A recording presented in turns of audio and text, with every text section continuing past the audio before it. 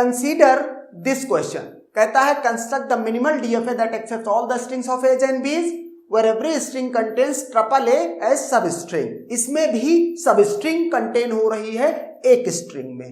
Okay, तो अगर pattern की बात करें कि लैंग्वेज में किस तरह के स्ट्रिंग्स का पैटर्न होगा, तो जो स्ट्रिंग्स होंगी वो सारी की सारी स्ट्रिंग्स इस तरह की होंगी। ओके, जहां पर x और y क्या है, कोई भी कॉम्बिनेशन ऑफ एज एंड बीज, मतलब कोई भी स्ट्रिंग होगी ए और बी को इंक्लूड करके, इंक्लूडिंग एप्सिलॉन। ओके, तो ये पैटर्न मिल गया। अब अगर मैं यहां से लैंग्वेज लिखूं तो x और y दोनों एप्सिलॉन हो सकता है, तो स्मॉलेस्ट मुझे क्या मिल गई, ट्रिपल ए। इसके बाद अगर मैं x को a कह दूं तो ये स्ट्रिंग मिल जाएगी, y को एप्सिलॉन कर दूं, b ट्रिपल ए और y को एप्सिलॉन कर दूं, and so on. Okay, infinite number of strings मिलेंगी। ये क्या है, ये है स्मॉलेस्ट।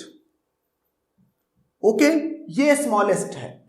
अच्छा, ये एक तरीका होता है डीएफए कंस्ट्रक्ट करने का। ओके, मतलब अब आप अपनी इंटेलिजेंस से बना रहे हो, अब शॉर्टकट आप खुद से अपने बना सकते हो। मैंने यहां पर इस तरह का शॉर्टकट बनाया कि हमेशा कोशिश करूंगा कि स्मॉलेस्ट को पहले स्ट्रिंग के लिए डीएफए का मींस डीएफए के लिए स्टेट और ट्रांजिशन बिठाऊं और उसके बाद बाकी सिस्टम को कंप्लीट करूं। ओके, तो अब ट्रिपल ए के लिए अगर बात करें तो ट्रिपल ए के लिए ये मैंने बना दिया।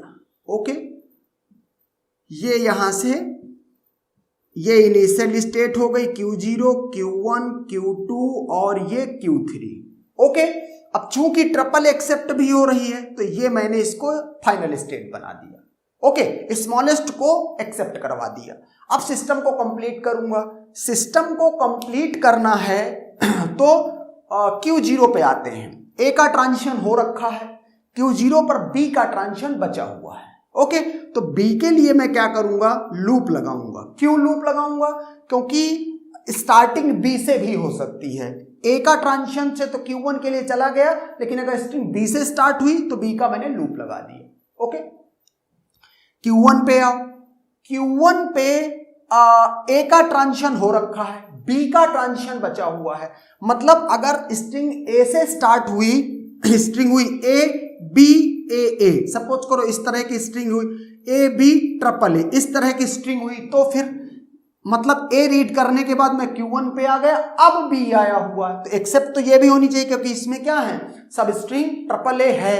तो इस जगह से B का मैं ट्रांजिशन क्या दूंगा, ये ट्रांजिशन दूंगा कि Q0 पे आ जाए A B और उसके बाद ट्रिपल ए और एक्सेप्ट। ओके, Q1 भी कंप्लीट हो गया। Now come to Q2। A का ट्रांजिशन ऑलरेडी हो रखा, B का ट्रांजिशन बचा हुआ, तो B के लिए भी मैं क्या करूंगा, यही Q0 स्टेट पे इसको छोड़ दूंगा।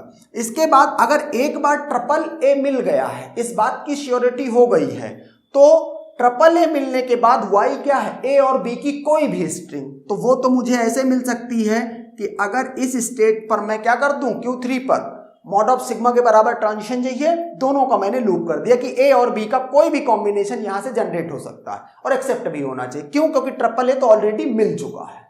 ओके, तो इस तरीके से हर स्टेट में मॉड ऑफ सिग्मा के बराबर ट्रांजिशन है। क्वेश्चन है क्या ये डीएफए है, आंसर है यस। क्या ये एमडीएफए है, आंसर है यस। क्यों, क्योंकि इसमें इक्वल स्टेट और अनरीचेबल स्टेट्स नहीं है। ओके, अगर क्वेश्चन ये सेकंड पार्ट का देना है, कितनी स्टेट्स लग रही हैं मिनिमम और इस लैंग्वेज के लिए डीएफए में, तो 4 स्टेट लग रही हैं। Okay, and that's